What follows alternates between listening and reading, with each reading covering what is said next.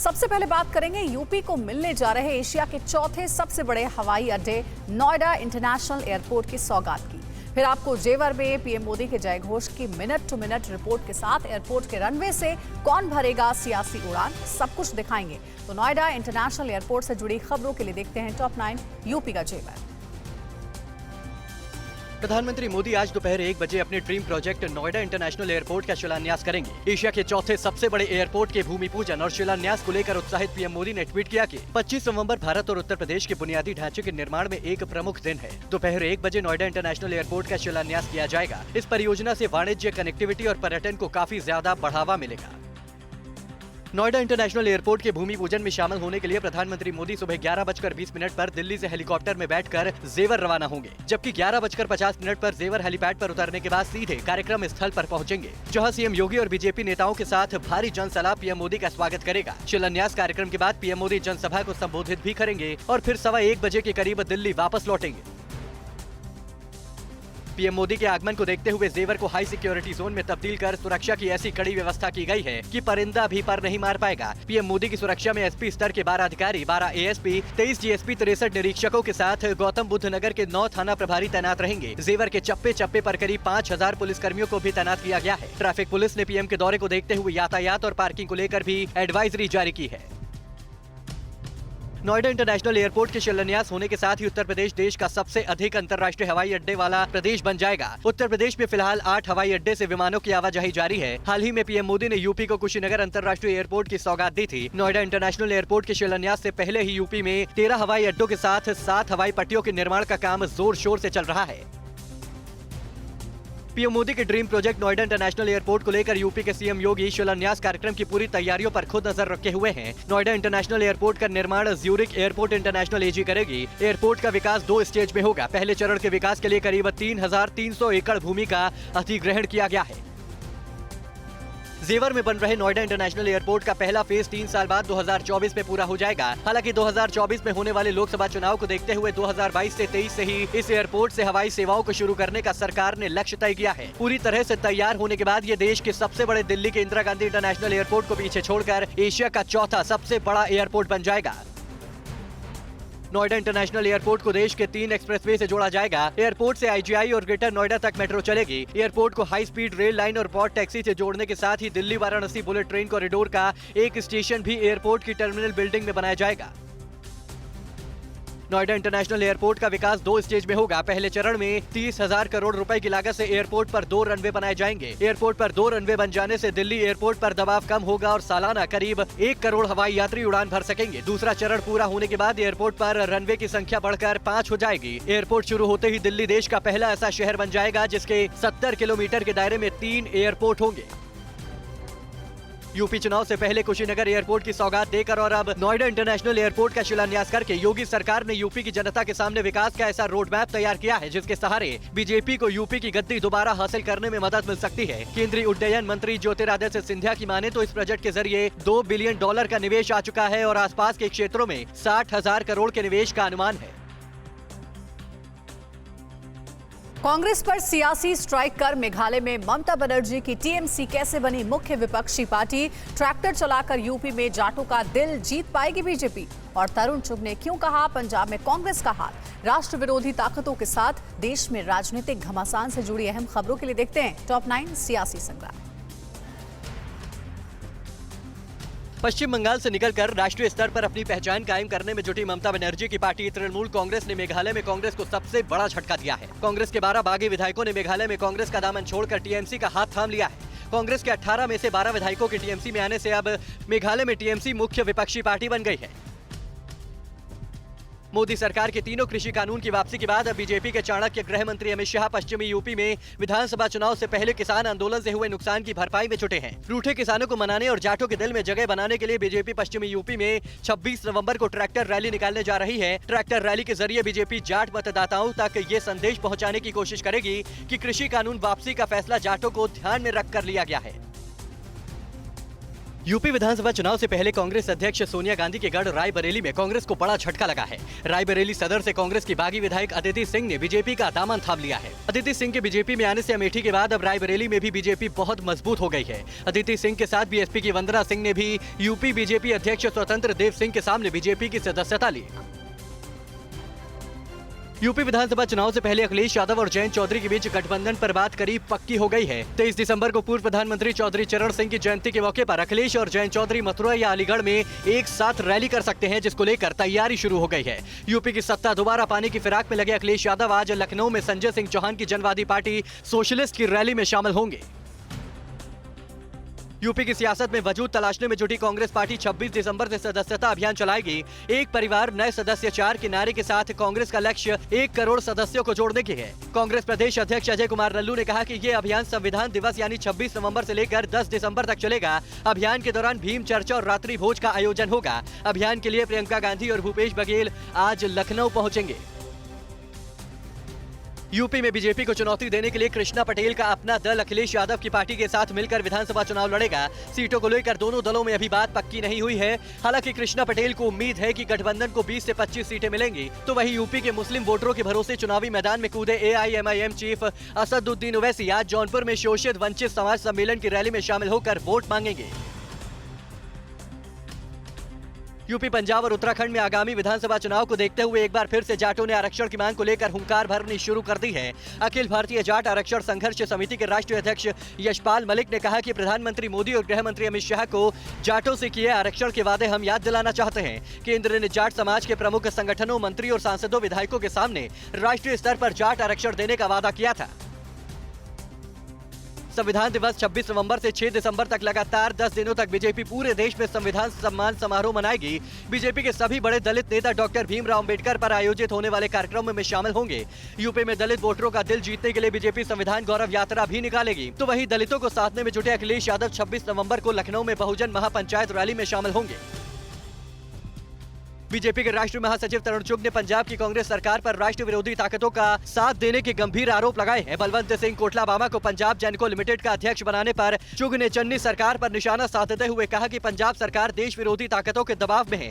कोटलाबामा America के रहने वाले अलगाववादी और खालिस्तान समर्थक अवतार सिंह पन्नू के भाई हैं। शीतकालीन सत्र में सरकार को घेरने के लिए कांग्रेस की क्या है स्ट्रैटेजी? फारूक अब्दुल्ला के बाद महबूबा ने क्यों की अनुच्छेद 370 बहाली की मांग? परीक्षा देकर वापस लौट रही लड़की को चलती कार में किसने बनाया गैंगरेप का शिकार? कानपुर में आज से शुरू हो रहे पहले टेस्ट में न्यूजीलैंड को हराने के लिए क्या है टीम इंडिया का प्लान? देश और राज्यों की खबरों के लिए देखिए टॉप 9 देश प्रदेश। 29 नवंबर से शुरू हो रहे शीतकालीन सत्र से पहले कांग्रेस की अंतरिम अध्यक्ष सोनिया गांधी अपने आवास 10 जनपद पर दिग्गज नेताओं के साथ आज मंथन करेंगी। कांग्रेस पार्टी के स्ट्रैटेजिक ग्रुप की होने वाली इस अहम बैठक में शीतकालीन सत्र में सरकार को घेरने की रणनीति पर चर्चा हो सकती है। कृषि कानून की वापसी, महंगाई समेत कई अन्य मुद्दों पर संसद में सरकार को घेरने पर कांग्रेस के दिग्गज नेता अपने विचार रखेंगे। रक्षा मंत्री राजनाथ सिंह आज यूपी के सीतापुर में बीजेपी कार्यकर्ताओं को चुनावी जीत का मंत्र देंगे। त्रिकोणीय मुकाबले को देखते हुए यूपी का चुनाव बीजेपी के लिए नाक की लड़ाई बन गया है, जिसके लिए बीजेपी के दिग्गज नेता यूपी के सियासी मैदान में उतरकर हुंकार भरेंगे। सीतापुर में बीजेपी के बूथ अध्यक्ष सम्मेलन में 15 जिलों के करीब 40,000 बूथ अध्यक्षों को राजनाथ सिंह बूथ जीतो चुनाव जीतो का मंत्र देंगे। पीपल्स डेमोक्रेटिक पार्टी की अध्यक्ष महबूबा मुफ्ती ने कश्मीर को लेकर एक बार फिर से विवादित बयान दिया है। महबूबा मुफ्ती ने कहा कि अगर कश्मीर को साथ रखना है तो हम गोडसे के हिंदुस्तान में नहीं रह सकते। अगर केंद्र सरकार कश्मीर को साथ रखना चाहती है तो अनुच्छेद 370 को फिर से बहाल कर सभी मुद्दों को हल करे। कश्मीर के लोग ब्याज समेत अपनी पहचान और सम्मान वापस चाहते हैं। INS विशाखापट्टनम के बाद आज भारतीय नौसेना को वेला पनडुब्बी की सौगात मिलेगी। नौसेना के प्रमुख एडमिरल करमबीर सिंह INS वेला पनडुब्बी को आधिकारिक तौर पर देश की नौसेना को सौंपेंगे। मुंबई के नौसेना डॉकयार्ड से स्कॉर्पियन श्रेणी की पनडुब्बी INS वेला को नौसेना की सेवा में शामिल किया जाएगा। INS वेला में विरोधी जहाजों पर हमला करने के लिए 18 टॉरपीडो के साथ मिसाइलों से लैस किया गया है। यूपी विधानसभा चुनाव से पहले पश्चिमी यूपी को हाईकोर्ट बेंच की सौगात मिल सकती है। केंद्र सरकार हाईकोर्ट की बेंच बनाने की लंबे समय से चली आ रही मांग को पूरा कर सकती है। कानून मंत्री किरण रिजिजू ने कहा कि कानून मंत्रालय के पास जस्टिस जसवंत सिंह आयोग की रिपोर्ट मौजूद है, जिसमें आगरा में हाईकोर्ट की बेंच बनाने की बात कही गई है। सब कुछ ठीक रहा तो आगरा में खंडपीठ की स्थापना को जल्द मंजूरी मिल सकती है। पंजाब के सीएम चरणजीत सिंह चन्नी के आज मोगा में होने वाले क्रिश्चियन समाज के कार्यक्रम में जाने पर पंजाब में सियासी बवाल मचा हुआ है। दरअसल जिस बनजिंदर सिंह के कार्यक्रम में सीएम चन्नी जाने वाले हैं, वो खुद को प्रभु यीशु मसीह का मैसेंजर बताकर चमत्कारी तरीके से बीमार लोगों को ठीक करने का दावा करता है। और तो और वो रेप केस में जेल भी जा चुका है। यूपी के मथुरा में आगरा दिल्ली हाईवे पर चलती कार में एक लड़की के साथ गैंग रेप की वारदात से सनसनी मची हुई है। गैंग रेप की वारदात का शिकार बनी पीड़िता मथुरा से परीक्षा देकर लौट रही थी। तभी सोशल मीडिया के जरिए दोस्त बने एक शख्स ने लड़की को कार में बैठा लिया और अपने साथियों के साथ गैंग रेप की वारदात को अंजाम दिया। रेप के बाद पीड़ित लड़की को आगरा दिल्ली हाईवे पर फेंक कर फरार हो गए। पीड़िता के भाई ने आरोपी युवक के खिलाफ मामला दर्ज करवा दिया है।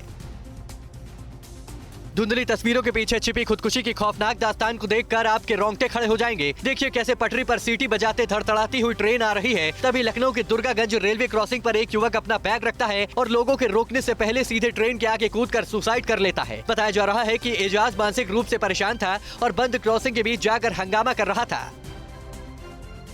भारत और न्यूजीलैंड के बीच आज कानपुर में पहला टेस्ट मैच खेला जाएगा। पहले टेस्ट के लिए बीसीसीआई ने भारतीय टीम की घोषणा कर दी है। पहले टेस्ट में टीम की कप्तानी अजिंक्य रहाणे करेंगे, जबकि चेतेश्वर पुजारा उप कप्तानी की जिम्मेदारी संभालेंगे। कानपुर टेस्ट से पहले टीम इंडिया के हेड कोच राहुल द्रविड़ खुद के खिलाड़ियों को गेंदबाजी कर प्रैक्टिस कराते दिखे। कहां सुरक्षा बलों ने ढेर किए 3 आतंकी। पंजाब विधानसभा में चुनाव से पहले पड़ोसी देश की किस साजिश का हुआ खुलासा। और चीन ने कहां लाइव फायर ड्रिल की है। पड़ोसी मुल्कों की साजिश से जुड़ी तमाम बड़ी खबरों के लिए देखते हैं टॉप 9 दुश्मन चीन का। पाकिस्तान की खुफिया एजेंसी आईएसआई पंजाब में विधानसभा चुनाव से पहले हिंदू नेताओं पर हमले करवा सकती है। खबर है कि टिफिन बॉक्स में आईईडी लगाकर हमले की योजना है। खुफिया एजेंसियों से मिले इनपुट के आधार पर पंजाब पुलिस को अलर्ट कर दिया गया है। साथ ही बीजेपी और हिंदू समर्थक नेताओं की सुरक्षा बढ़ाने के निर्देश दिए गए हैं। जम्मू कश्मीर के श्रीनगर में सुरक्षा बलों ने सीमा पार की साजिश को एक बार फिर नाकाम कर दिया। रामबाग इलाके में सुरक्षा बलों और आतंकियों के बीच हुई भीषण फायरिंग में 3 आतंकी मारे गए। वारदात के बाद सुरक्षा बलों ने पूरे इलाके में सर्च ऑपरेशन चलाया। मारे गए 3 आतंकवादियों में से एक की पहचान टीआरएफ के शीर्ष कमांडर मेहरान के रूप में हुई है। पाकिस्तान भारत के खिलाफ साजिश रचने से बाज नहीं आ रहा है। खबर है कि पाकिस्तान ने नदी नालों के जरिए आतंकियों की घुसपैठ को सफल बनाने के लिए अंडरवाटर क्राफ्ट की खरीद की है। एलओसी पर भारतीय सुरक्षा बलों ने मुस्तैदी दिखाते हुए पाकिस्तान की ओर से होने वाली सभी कोशिशों को नाकाम किया है और कईयों को सीमा पर ही ढेर कर दिया है। पाकिस्तान ने काफी किरकिरी के बाद अफगानिस्तान को मानवीय आधार पर गेहूं और जीवन रक्षक दवाएं पहुंचाने के लिए भारत को रास्ता देने की औपचारिक अनुमति दे दी है। भारत सरकार को इस संबंध में खबर कर दिया गया है। फैसले के बाद अटारी बॉर्डर के रास्ते दवा और गेहूं अफगानिस्तान भेजा जाएगा। Pakistan petrol pump dealer association आज पूरे देश में पेट्रोल पंप बंद कर हड़ताल करेगी। इमरान सरकार डीलरों को मुनाफा 6% बढ़ाने में विफल रही है। पीपीडीए का कहना है कि सरकार के साथ तब तक कोई बात नहीं की जाएगी जब तक मुनाफा 6% तक नहीं बढ़ेगा। इसके चलते लोगों को ईंधन की भारी किल्लत हो सकती है। पाकिस्तान की खुफिया एजेंसी आईएसआई भारत ही नहीं बल्कि अपने दूसरे पड़ोसियों के खिलाफ भी साजिशें रचने से बाज नहीं आ रही है। आईएसआई बांग्लादेश की ढाका में आतंकवाद की जड़ों को मजबूत कर देश को अस्थिर करने की साजिशें कर रही है। बांग्लादेश के मंत्री हसन उल इनू ने आईएसआई पर बांग्लादेश को आजादी के समय से ही अस्थिर करने का आरोप लगाया है। चीन की सेना पीएलए ने भारतीय सीमा से सटे इलाकों में लाइव फायर ड्रिल की है। चीन की सरकारी मीडिया के मुताबिक चीनी सैनिकों ने इस दौरान खास तौर पर ऊंचे पहाड़ी क्षेत्रों के लिए बनाए गए हथियारों का परीक्षण किया है। शी जिनपिंग के सैनिकों ने S-6 बॉम्बर के साथ काराकोरम की पहाड़ियों पर ड्रिल की है। चीन में महिलाओं पर अत्याचार थमने का नाम नहीं ले रहा है। टेनिस खिलाड़ी पेंग के बाद चीन की महिला पत्रकार और पूर्व वकील झांग झान के उत्पीड़न का मामला सामने आया है। इसे लेकर संयुक्त राष्ट्र ने चिंता जाहिर की है। पेंग और झांग के मामले के बाद चीन की सत्ताधारी पार्टी पर तानाशाही के आरोप फिर से लग रहे हैं। ड्रैगन मानवाधिकार उल्लंघन और कोरोना की उत्पत्ति को लेकर पहले से ही दुनिया के निशाने पर है। पाकिस्तान में इंसान ही नहीं जानवर भी भूख के चलते मरने की कगार पर हैं। कराची जू के वायरल वीडियो में दिख रहे शेर की हालत बहुत ही खराब नजर आ रही है। हालात ऐसे हैं कि जू के एक सफेद शेर की भूख के चलते मौत हो गई है, जबकि अन्य जानवर परेशान हैं। हालांकि कराची मेट्रोपॉलिटन कॉर्पोरेशन की ओर से कहा गया है कि जू के सभी जानवरों को अच्छे से भोजन दिया जा रहा है। चीन और पाकिस्तान ने नेपाल में क्यों तेज की गतिविधियां। यूएन चीफ एंटोनियो गुटेरेस ने इथियोपिया के लिए क्या अपील की और अगले हफ्ते कहां होगी अमेरिका तालिबान के बीच बात। ग्लोबल टेंशन से जुड़ी दुनिया की सभी बड़ी खबरों के लिए देखते हैं टॉप 9 वर्ल्ड बैटल ग्राउंड। चीन और पाकिस्तान दोनों देशों ने नेपाल में अपनी गतिविधियां तेजी से बढ़ाई हैं। इंटेलिजेंस एजेंसी सूत्रों के मुताबिक चीन नेपाल में चीन विरोधी सेंटिमेंट्स को काउंटर करने के लिए वन विलेज वन फ्रेंड अभियान शुरू कर रहा है। इंटेलिजेंस एजेंसी सूत्रों के मुताबिक नेपाल चीन मैत्री समाज ने वन विलेज वन फ्रेंड अभियान चलाने की तैयारी शुरू की है। संयुक्त राष्ट्र के महासचिव एंटोनियो गुटेरेस ने इथियोपिया के टाइग्रे क्षेत्र में तत्काल सीज फायर और सहायता पहुंचाने की बात पर जोर देते हुए कहा है कि वहां लाखों लोगों को तत्काल मदद की जरूरत है और महिलाओं को काफी हिंसा का सामना करना पड़ा है। इथियोपियाई संघीय सरकार की सेना और टाइग्रे पीपुल्स लिबरेशन फ्रंट के बीच जारी जंग में अब तक हजारों लोग मारे जा चुके हैं। रूस के रक्षा प्रमुख ने चीन के साथ करीबी सैन्य गठजोड़ के लिए एक संधि पर हस्ताक्षर किए, जिसके बाद दोनों देशों की सीमाओं के पास अमेरिकी बमवर्षक विमानों की बढ़ती आवाजाही देखी गई। रूस के रक्षा मंत्री सर्जेई शोइगु और उनके चीनी समकक्ष वेई फेंगे ने वीडियो कॉल के जरिए संयुक्त रूप से गश्त लगाने और रणनीतिक सैन्य अभ्यास में बढ़ोतरी को लेकर भी बात की। ताइवान और चीन के बीच तनाव कम नहीं हो रहा है। चीन के हमले को ध्यान में रखते हुए ताइवान ने अपनी सेना की ट्रेनिंग तेज कर दी है। ताइवान के रक्षा मंत्रालय ने अपनी क्षमता बढ़ाने के लिए 9 अरब डॉलर की मांग की है। ताइवान के रक्षा मंत्रालय की ओर से जारी श्वेत पत्र में कहा गया है कि चीन की सेना से निपटने के लिए मजबूती से तैयार होना होगा।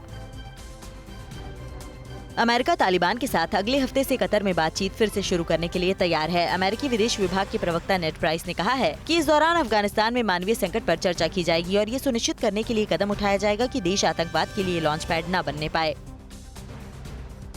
ब्रिटेन ने अफगानिस्तान के लोगों को मानवीय सहायता देने और युद्धग्रस्त देश में आतंकवाद को रोकने पर पाकिस्तान के साथ मिलकर काम करने का फैसला किया है। ब्रिटिश पीएम बोरिस जॉनसन ने अफगानिस्तान और पाकिस्तान के लिए विशेष प्रतिनिधि निगेल केसी ने कहा कि हम अफगानिस्तान में स्थिरता सुनिश्चित करने के लिए हर संभव कोशिश के लिए प्रतिबद्ध हैं।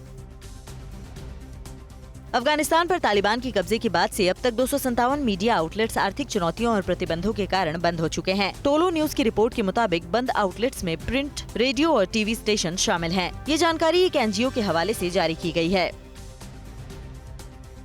एस्टोनिया की प्रधानमंत्री ने कहा है कि यूरोपीय संघ को रूस को ये साफ कर देना चाहिए कि अगर यूक्रेन के खिलाफ कार्रवाई की जाती है तो उसे भी इसकी कीमत चुकानी होगी। एस्टोनियाई प्रधानमंत्री ने कहा है कि मॉस्को को कैसे रोकना है इस पर जल्दी से सहमत होना पड़ेगा। यूएस इंटेलिजेंस के मुताबिक रूस जल्द ही यूक्रेन पर हमला कर सकता है। पृथ्वी पर आक्रमण करने वाले बाहरी जीवों की काल्पनिक अवधारणा जल्द हकीकत बन सकती है। एडिलेड विश्वविद्यालय की एक रिसर्च के मुताबिक अंतरिक्ष उद्योग को भविष्य में जैव सुरक्षा खतरों से अधिक जोखिम होने का खतरा है और जैविक खतरा सभी जीवित जीवों के लिए नुकसानदायक हो सकता है। कहां आ सकती है दिसंबर में कोरोना की तीसरी लहर? कहां वैक्सीन की दोनों डोज लगवा चुके लोग हुए कोरोना संक्रमित? कहां सार्वजनिक जगहों पर बिना मास्क के पकड़े जाने पर लगेगा 1000 रुपए का जुर्माना? और किस देश में हो रही है कोरोना के लिए पार्टी? सदी की सबसे बड़ी बीमारी से जुड़ी हर बड़ी खबर के लिए देखते हैं टॉप 9 कोरोना महामारी। भारत में पिछले 24 घंटे में 9,283 नए मामले सामने आए और इतने ही समय में कोरोना की वजह से 437 लोगों की जान गई है। 10,949 लोगों ने इस महामारी को मात भी दी है। आंकड़ों के मुताबिक एक्टिव मामलों की संख्या 1,11,481 पर पहुंच गई है। अब भी केरल में 53,350 सबसे ज्यादा एक्टिव केस हैं। महाराष्ट्र के स्वास्थ्य मंत्री राजेश टोपे ने आशंका जताई है कि दिसंबर में राज्य में तीसरी कोरोना लहर आ सकती है। हालांकि उन्होंने ये उम्मीद भी जताई है कि इसका असर बहुत हल्का होगा। उनके मुताबिक थर्ड वेव के दौरान मेडिकल ऑक्सीजन और आईसीयू बेड की जरूरत नहीं होगी। राज्य में लगातार तीसरे दिन एक्टिव केस 10,000 से कम सामने आए हैं। मध्य प्रदेश के इंदौर में 24 घंटे में कोरोना के 13 नए केस सामने आए। हैरानी की बात यह है कि इन सभी को वैक्सीन की दोनों डोज लग चुकी है। ये सारे डिफेंस अफसर और आईआईएम में ऑनलाइन ट्रेनिंग ले रहे हैं। 7 संक्रमितों की उम्र 35 साल से कम है और एक की उम्र 62 साल है। जिले में मरीजों का आंकड़ा 1,53,312 हो गया है। एक रिसर्च में सामने आया है कि कोरोना के डेल्टा वेरिएंट के लिए केवल वैक्सीनेशन पर्याप्त नहीं है, इसके लिए सावधानी बरतना भी बहुत जरूरी है। रिसर्च में ये भी कहा गया है कि वैक्सीन लेने के बावजूद संक्रमित व्यक्ति से दूसरे तक वायरस पहुंच सकता है। ये रिसर्च इंसाकॉग कंसोर्टियम, CSIR और national centre for disease control ने मिलकर की है। महाराष्ट्र के नासिक जिले में सार्वजनिक जगहों पर बिना मास्क के पाए जाने पर जल्द ही 1000 का जुर्माना लगाया जाएगा। जिले में कोविड-19 प्रोटोकॉल उल्लंघन के लिए अब तक लगाए गए जुर्माने की राशि का दोगुना कर दिया गया है। मामले पर नासिक नगर निगम की ओर से कहा गया है कि बढ़ा जुर्माना तत्काल प्रभाव से लगाना शुरू करेंगे। कोरोना संक्रमण की वजह से भारतीय रेल ने भी लागू पाबंदियों में ढील देना शुरू कर दिया है। सेंट्रल रेलवे ने आदेश जारी कर प्लेटफॉर्म टिकट के दाम 50 रुपए से घटाकर 10 रुपए कर दिए हैं। आज से छत्रपति शिवाजी महाराज टर्मिनल, दादर, LTT, ठाणे, कल्याण और पनवेल स्टेशनों पर प्लेटफॉर्म टिकट 10 रुपए में मिलेंगे। WHO के मुताबिक पिछले हफ्ते यूरोप में कोरोना के मामलों में 11% की बढ़ोतरी हुई है। दुनिया का ये एकमात्र इलाका है जहां कोरोना के मामले 10 अक्टूबर के बाद से लगातार बढ़ रहे हैं। WHO ने यूरोपीय देशों में टीकाकरण बढ़ाने और कोविड गाइडलाइंस के पालन करने की अपील की है। दुनिया भर में पिछले करीब 2 साल से कोरोना का खतरा बना हुआ है। लोग महामारी से बचने के लिए वैक्सीनेशन करवा रहे हैं। इस बीच एक स्टडी में सामने आया है कि कोरोना भी आपके लिए फायदेमंद साबित हो सकता है। खुलासे के मुताबिक हल्के लक्षण वाले कोरोना वायरस भी शरीर को फायदा पहुंचा सकते हैं। ऑस्ट्रिया में कोरोना पार्टियों का चलन तेजी से बढ़ रहा है। ये ऐसी पार्टियां होती हैं जहां पर पार्टी में 1 या 2 लोग पहले से ही संक्रमित होते हैं। बाकी लोग पार्टी में कोरोना संक्रमित होने के लिए ही आते हैं। यूरोपीय देशों में ग्रीन पास के लालच में ये किया जा रहा है। ग्रीन पास के लिए किसी शख्स को वैक्सीन की दोनों डोज लगी होनी चाहिए या फिर वो पिछले 6 महीनों में कोरोना संक्रमित हुआ हो। फिक्र आपकी, सोमवार से शुक्रवार रात 9 बजे सिर्फ TV9 भारतवर्ष पर।